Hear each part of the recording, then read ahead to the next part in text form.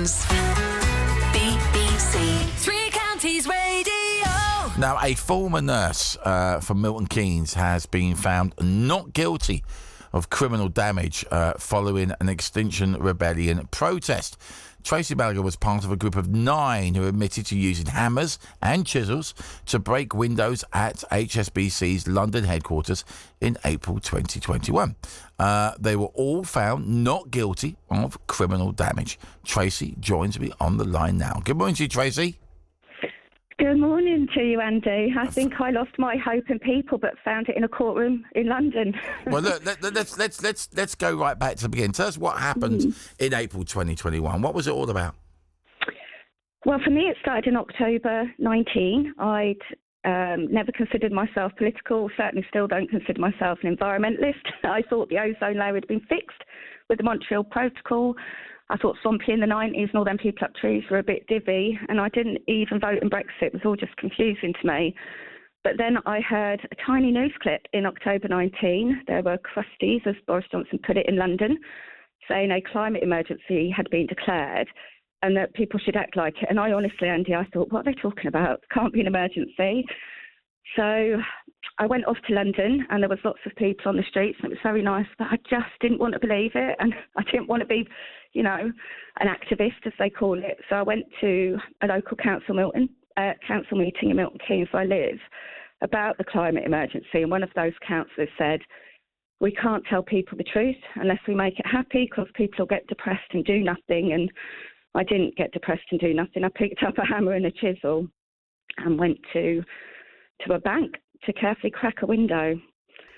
I mean, a lot of us are concerned about the climate. We really are, but we don't go breaking windows. How do you go from being concerned to doing that, Tracey? Yeah, it's a lot, right? I still can't quite believe how, you know, that visceral feeling I had when I realised my kids were in trouble has never left. So what I started doing was desperately looking for who had this in hand, right? I could not believe that this could be the state that we're in. You know, our reality is facing huge crop shortages, loss of water, and, you know, without proper democracy, that means my children face a lifetime of war. So I started writing to lots of people. Surely the police are dealing with this, but no, a group called Climate Genocide Act Now had asked the police to institute their own statute, and they weren't doing it. Then I found out Cambridge Analytica had messed with people on social media. You know, they target swing voters and then make their feed full of horrible, racist, misogynistic stuff. Our own Parliament back in 2019 declared our voting system not fit for purpose. Then I wrote to some MPs, and no sitting MPs wrote back to me. Some of the Lords did. So Lord Bird has this Wellbeing and Futures Bill in Parliament, which is just asking people to consider future impacts. They don't want to do that. And then the final straw for me was I learnt about the economy, which sounds a bit daft, but I studied accountancy, but I'd always seen the economy as something a bit like gravity, you know, this thing that just is, that we're told we've got to protect, but can't be changed. And Andy, it's just a theory. So the court agreed with you, you know, this is not a protest about the climate changing all over the world at the same time, because that's just a symptom. It's a symptom just like the cost of living crisis is, just like our NHS. I'm just trying, and forgive me for jumping, I'm just trying to understand, because, you know, there'll be people listening to this. So obviously it was something you felt very passionate about, and you'd written letters and you were getting the answers you wanted and stuff like that. So then you find yourself outside the HSBC building with a hammer and a chisel, and you think breaking the window is the way to do it. I'm just trying to get it over to our listeners how that come about. Yeah, so I just quickly finish. So what I decided, in my mind, the climate crisis is a symptom, like all these other things I've said, of a broken economic theory, that we've created systems that reward greedy, bad behaviour, that our laws are not asking oily businesses to be accountable for the damage they're doing to us. So we've chose to break a window. You know, high chance we're going to get into a court and a jury is going to have to decide. It's a dilemma, right? Government, banks, do you want to prosecute mums and grandmas for saying you can't treat our children like this? You can't abuse them this way. Or do you want to send us to prison? And, you know, a jury of 12 ordinary people over 3 weeks. It is complicated, Andy. I'm trying to give you a quick rundown, but decided fair enough. Because that's the thing, is that a lot of people will be wondering how you got away with this in court, because you did break the window. You did break the window. You admitted you broke the window. But how? I mean, good luck trying to explain this. But how is that not criminal damage? So I certainly don't feel like I've got away with anything. The last 2 years have been, really intense, and 3 weeks in that courtroom was really difficult. But the law that we used is belief and consent. So it's like, not all. We say, in case of emergency, break glass. If you saw a baby stuck in a hot car on a hot day, you'd smash that window and know that the owner would want you to do that to save the baby. So what we were proposing to the jury was the people inside that building can't truly know the atrocities that they're funding, because to willingly, knowingly fund such atrocities, kids being killed, communities being destroyed, well, you'd have to be a sociopath. So we feel like we're just a bit lost. We can see from the COVID inquiry that the people leading us just haven't got our backs, right? They need saving from themselves as much as we need saving from them, Andy. So picking up a hammer and a chisel might seem a bit extreme, but we were, trying to evoke the history of the suffragettes and remind people laws aren't always right. Women used to be property in law. If you had a different amount of melanin in your skin, you could be a slave in law. Our laws change. And the one thing that I do think is world leading is our justice system, our juries. Do you regret doing it, Tracey, or not? I regret that not much has changed since we did it. HSBC and others are stopping investing. I regret that more people are not saying we can't take this anymore, and seeing that it's our responsibility to stop abusive power. And like I said, from the COVID inquiry, we know that we've really lost our way and we have to save our communities, and that means us standing up, It's so, isn't it? Because while a lot of people, and there is a lot of people, Tracey, that will agree with your cause, yeah? There are a lot of people that aren't happy about the way you're going about it. I mean, what do you say to those people? Because, while we're talking, Tracey, I'm getting messages in, stuff like not guilty, unbelievable. I've had this one come in, which is saying, I've told it was there, but now it's gone. But it's just people saying, I can't believe that they weren't found, but why weren't they not found guilty? They're going the wrong way about it. Why are they causing such disruption? What do you say to those people? Well, I wonder if they'd been given 3 weeks in a room with us, they'd be feeling the same, right? It's not a cause. Our physical reality, Andy, without a doubt, is that the whole world's climate is changing at the same time, and we are not preparing for it.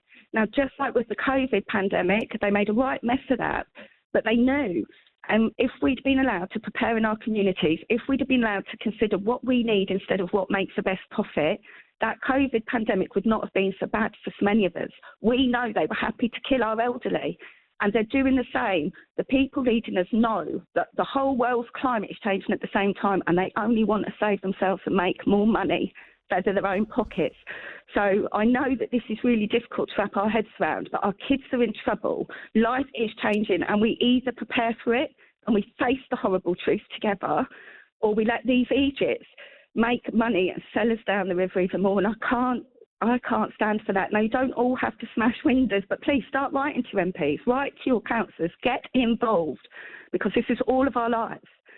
Oh, I've ruined your right happy breakfast show, haven't I? No, you haven't. No, you haven't, Tracey. Because, like I said, a lot of people really do believe in what you're doing in your cause, and there's always going to be people that don't believe in what you're doing, and there's always going to be people who've got questions, and that's what's the great thing about this breakfast show. We can have a debate and talk about it, and people can raise questions, because there will be people saying, "Look, we get it, but are you punishing the wrong people?" And I'm not talking about the banks. I'm talking about, when you block off the motorways or the roads and you do that stuff, and people can't go to work and they can't get to appointments, whatever it may be. Are you punishing the wrong people who really can't, Mr. and Mrs. Smith, who live in a 4-bedroom house or a 3-bedroom house in a council estate? They can't change anything. Are you targeting the wrong people? That's what some people will say.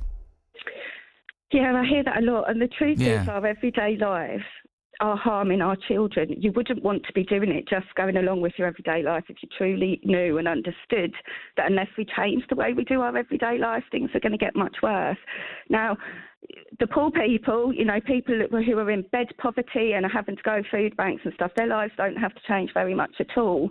The countries that are most suffering for this have put the least damage into the air. They don't have to change much at all. What we need to change, the people we need to change, I hate the word elites, but, it's something like 1% of the global population are responsible for about 60% of the damage being done.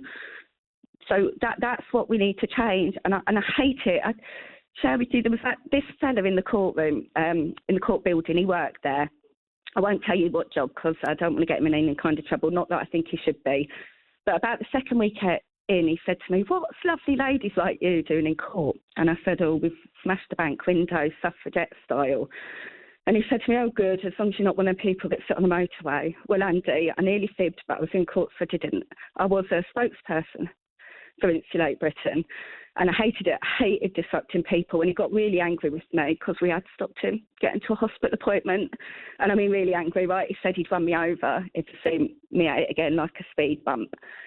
And I said we're sorry. I said that Sherilyn and I had done an interview on this morning and spoken since maybe he'd watch it. Well, that afternoon, I popped out for a fag, and when I come back in, he called me over. And he said, "Look, sorry, love." And, I think this bloke was incredible. Turns out he's got metal spines all up and down his back. He's in pain every day, but he had a good sense of humour. And he said to me he wouldn't really run me over. It's just really difficult times. And he said I was too small to be a speed bump anyway. So what I'm trying to get through with that is there's no other way to hear this information and not feel angry because we've been so badly sold out. But my belief, the reason I really did this, Andy, was because I believe in people, in truly deliberative democracy. We don't just need another vote. We need to have citizens' assemblies. We need local engagement. We need our MPs to become facilitators again. We don't vote them in to decide what we know and what we don't. We need them to share with us the truth, the options, and then empower our communities to do what is needed. Yeah. And I get yelled at a lot. Over the last few years, I've been yelled at an awful lot, and an awful lot of people realise we are just humans, that we just want... Well, I'll tell you what's come apparent, Tracey, is obviously how passionate you are about it. That's 100% for sure. There was going to be a question of, would you do something like this again? I think I know the answer to that one. So all I'm going to say to wrap up this conversation, Tracey, is thank you so much for being on the show. Thank you for your passion. Thank you for explaining it to our listeners why you did it. And just one more request from us. Please stay away from our windows. Well, you were lovely. But if anybody's interested, I personally can't get on the roads at the moment. It's been quite traumatising, but Just Stop Oil people, youth, 10 of them in prison today, Andy, it's breaking my heart. They're meeting at Trafalgar Square, 12 o'clock every day. You can just go and talk to people because this is hard to know on your own. Thank you so much for having me on. Absolute pleasure, Tracey. Thank you very much indeed. Tracey Mallaghan there was part of the group of 9 who admitted to using hammers and chisels to break windows at the HSBC's London headquarters in April 2021. They were found all not guilty of criminal damage. And you heard there from Tracey why she did it, why she will continue to protest and to climb out, and why she does it. As always, love your thoughts, love your reactions. 81333. Start your message with 3CR. We have a